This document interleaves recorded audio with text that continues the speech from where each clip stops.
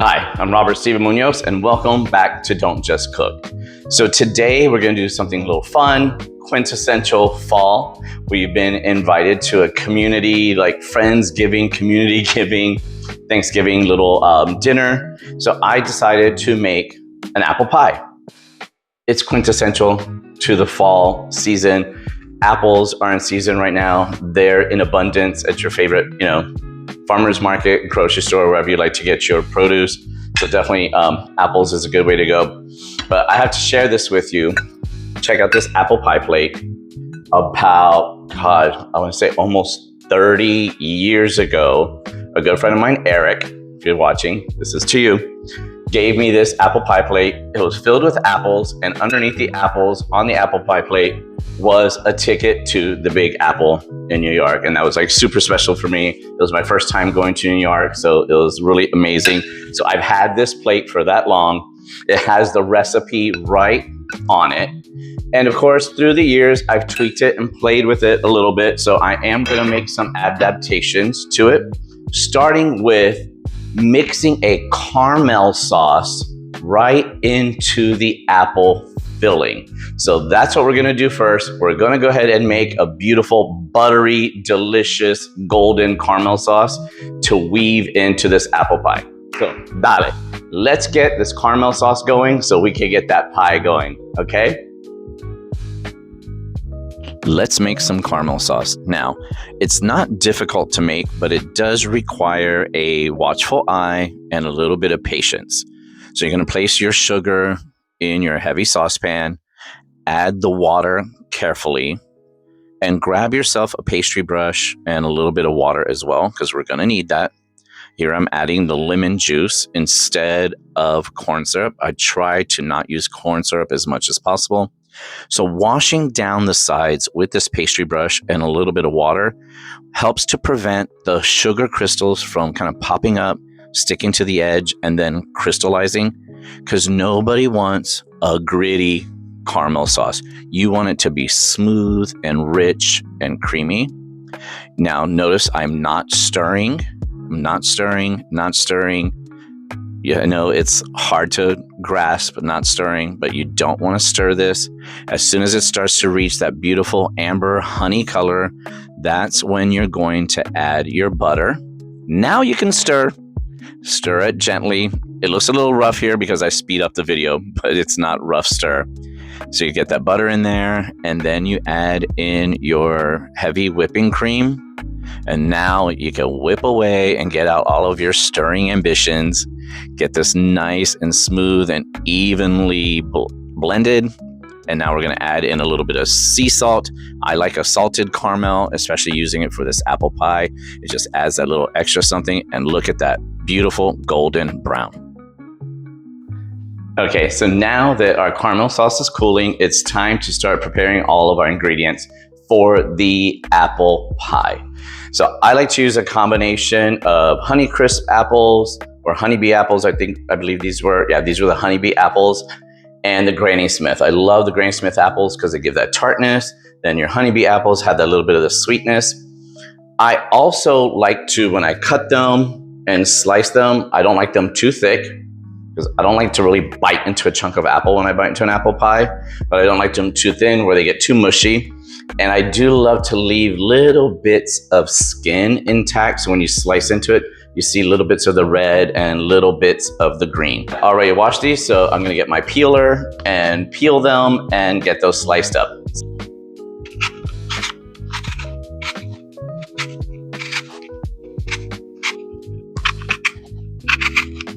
One tip that you could use when you're peeling all these apples, what do you do with the apple peels? Well, one, you can put them in your compost for sure. You can also simmer them in a pot with maybe a couple of orange slices or lemon slices, which we're gonna have a little lemon left over, and some cloves and some cinnamon sticks, and simmer them in a pot, and you'll get a beautiful scent throughout the house. I mean, nothing makes your guests feel more welcome than when the house smells warm and cozy and delicious. Well, I'm gonna finish peeling these apples and then start slicing them up. So the way I like to slice these up is right just on the edge of the core, one half, and then the other half.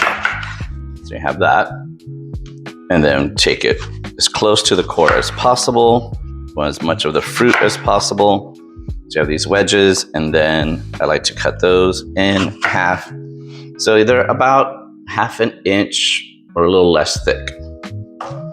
And we'll do that for the rest.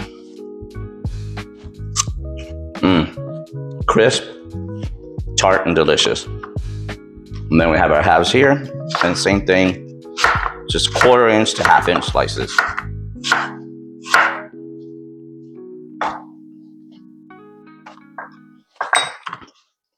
I think overall Granny Smith apples are my favorite,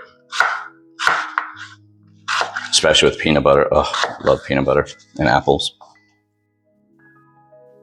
So I'm gonna finish slicing these up. All right, there's all of our apple slices, and maybe one for me. Good to go. Now what we have here is I like to do a combination of granulated sugar and brown sugar. Gives a nice flavor, gives a little more warmth, adding that little bit of brown sugar in there. Some flour, because that's what's gonna give us that nice, thick, ooey gooey center and absorb some of the water and juices that are released from the apples. We have a cinnamon, nutmeg, and sea salt mixture I put all together here. A little bit of butter. I like to add a little bit of vanilla extract and a little bit of lemon juice. I'm actually gonna put the lemon juice onto the apples right now, because we don't want the apples to get brown. And I think it really just helps to brighten the flavors of the apples, adding that little bit of lemon juice, that little citrus in there, just kind of wakes up the flavors of the apple and keeps them from browning while we're preparing the rest of our ingredients. All right, so I've already made the pie crust. It's in the fridge chilling. I made that last night so it could chill overnight. So we have that perfect texture. There's gonna be a separate video on how to make the pie crust. I'm gonna grab a larger bowl so we can mix all this together and start assembling our pie. All right, we have our larger bowl here so we could drop the apples in. Got those in there. We're gonna add that vanilla extract. Get that in there, give that a little bit of a toss.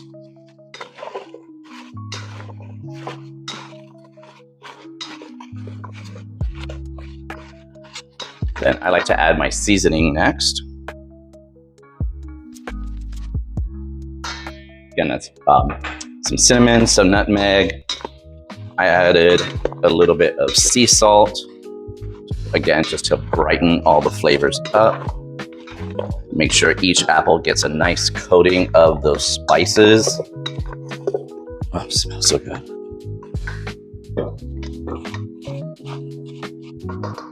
Now we're gonna add in our sugars. So granulated sugar and brown sugar. Give that a good mix. Look at that, so good. Now the flour.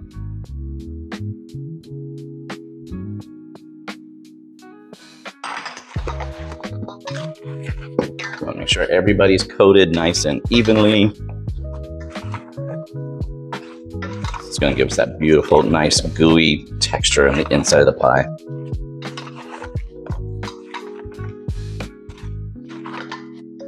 Voila.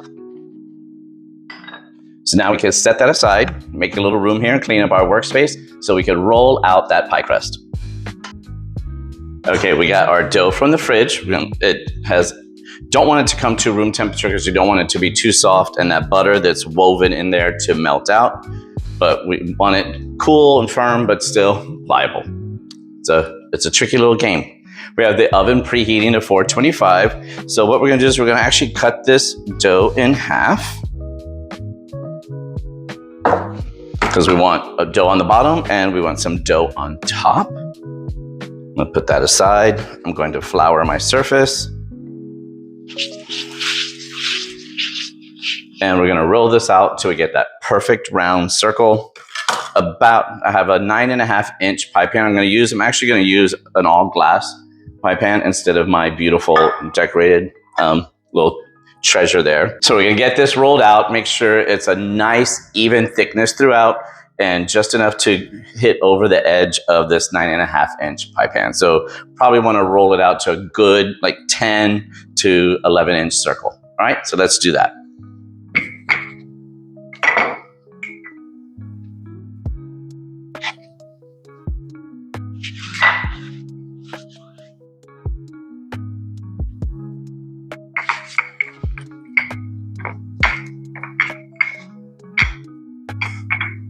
I'm gonna give this our little pie crust a flip here, add a little bit more flour to my surface, give it a nice flip. I'm gonna press in these little cracks.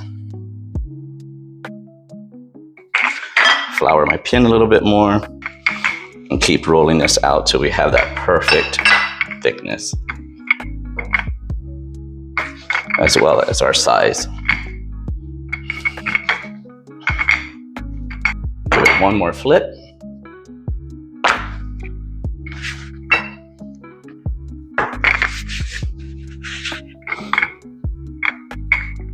And you should have a beautiful marbling effect from the layers of butter in between the layers of flour inside your dough. That's when that butter melts and releases its moisture. It's going to create these little pockets of goodness, and that's where you're going to get your beautiful, beautiful flaky crust. All right, I think we have a beauty here. Let's get our pan. I use a little bit of cooking spray in the bottom of my pan. Let's pick this up with the pin and lay it gently into our pie plate. Now, I love pie crust. So I like a nice crusty edge.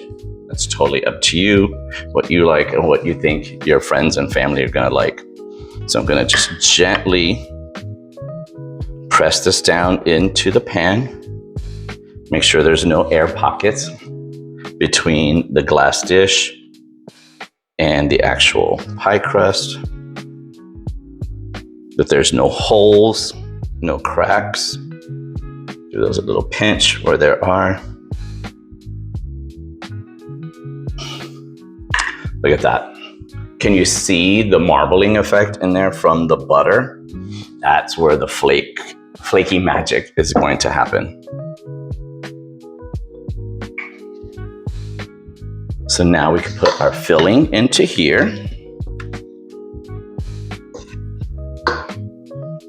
And right now on my stove, I do have the pot simmering with those leftover apple rinds, apple peels, and apple cores. And I threw some cloves in there and some cinnamon and that half of lemon that we used to squeeze out.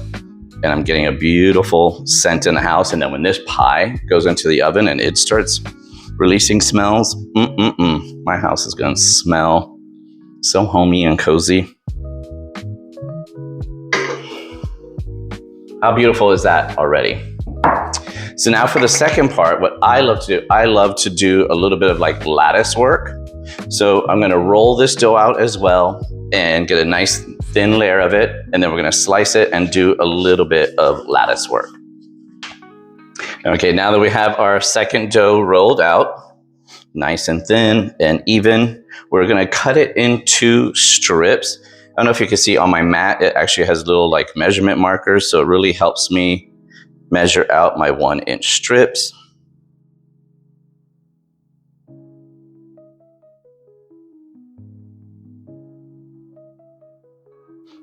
As you know by now, I like things a little bit more kind of like rustic. But this is where you can get as fancy as you like, as simple as you like. It's up to you. Any little extra effort you put into it, it's gonna be worth it in the end. And remember, you could trim everything at the end and make it as beautiful and as perfect as you like. So you see we have our strips of dough. I'm gonna take a little bit of egg wash to our lower pie crust edge.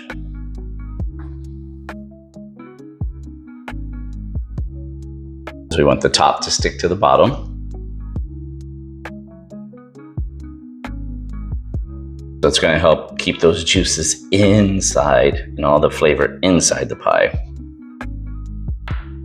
We also have some butter, so we're going to cut this butter up into just little pats and kind of sprinkle them around.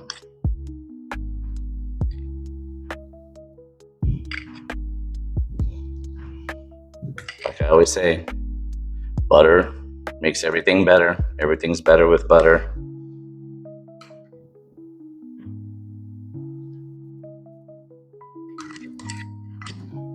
Got that in there. So our Carmel sauce came out amazing. I have my extra cooling in a jar here. And then I have some set aside to actually add. Look at that. Look at that beautiful golden texture. And we're just going to take a spoon and drizzle some through.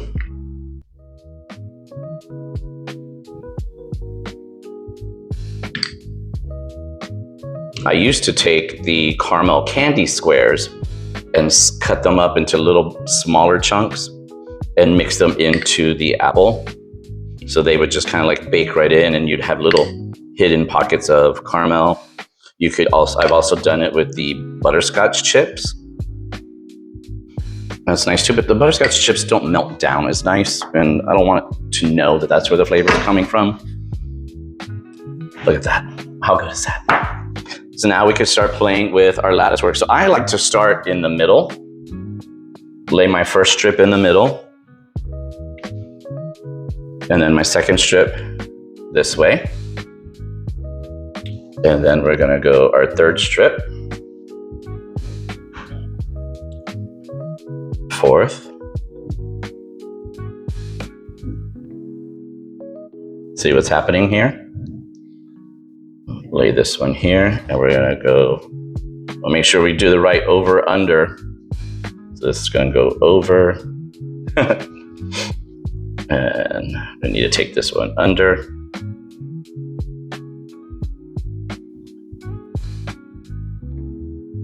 Perfect.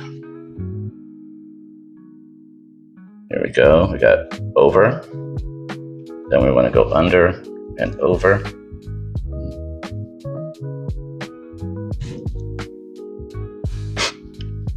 Over. Under, over.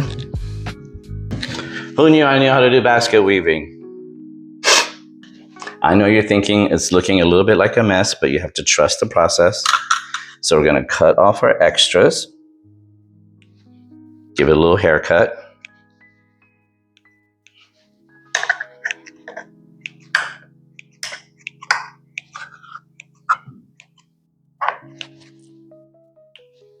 Okay, looking better already.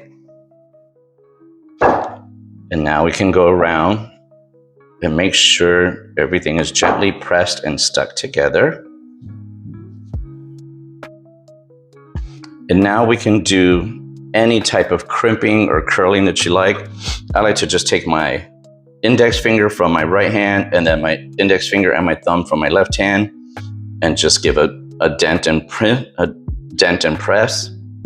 So you create like that perfect little ruffle. Can you see this? So I lift it with this finger and kind of crimp it around with my thumb and index finger from my other hand. And we'll just go all the way around, giving that little crimp.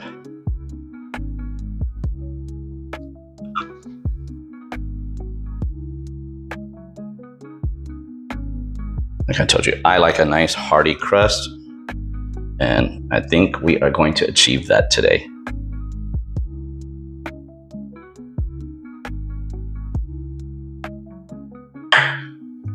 Look at that. Right? So pretty. So now we're going to take our egg wash and we're going to go all around the edge. So we want to make sure this edge stays nice and sealed and also beautifully golden. Do some on the top as well. And we can go back and just perfect our crimped edge.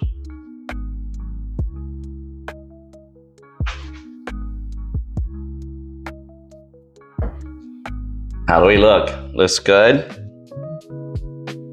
So beautiful. You know, and with this like leftover dough, if you have any like cute cookie cutters, like apple shapes or shapes of like fall leaves, you could use the scraps of the dough, make some extra little decorations on top. I don't have any on me, or I would have done that too to give it like a little extra something. But I do think I am gonna I have this cinnamon and sugar mixture. I'm just gonna sprinkle a little of this right on top. So the sugar will give that little crunch to the crust. And you have that little cinnamon sugar flavor right on top of the crust. And I think that's going to be absolutely incredible. So another tip, we could take a little tin foil, wrap it around the edge so that that crust doesn't overcook or burn. And also you might want to take a cookie sheet or something and lay it on the rack underneath. So if there is any spillage or any of these beautiful juices and butters and everything start oozing out, that cookie sheet's going to catch it underneath and it's not going to get your stove extra dirty. Because let's face it, this time of the year, that stove is going to be busy. So we want to keep it clean and happy for as long as we can. So that's what I'm going to do. I'm going to give it like a little bit of a wrap to protect it, get my oven ready, and then we're going to put this in. Okay, you can see we've loosely wrapped the edges of the pie to keep that crust from burning. What we'll do is we'll bake it for about 30 minutes covered. Then we'll remove the foil and cook it for the additional 20 minutes uncovered to make sure that that pie crust is perfectly golden brown and yummy. So I'm gonna pop this in and I just can't wait for it to come out and share it with you. Let's check in on this pie. Oh my God, looking flaky and golden. Can't wait till it's done. And there we have it, my friends. Look how gorgeous this apple pie is. I mean, it's really incredible.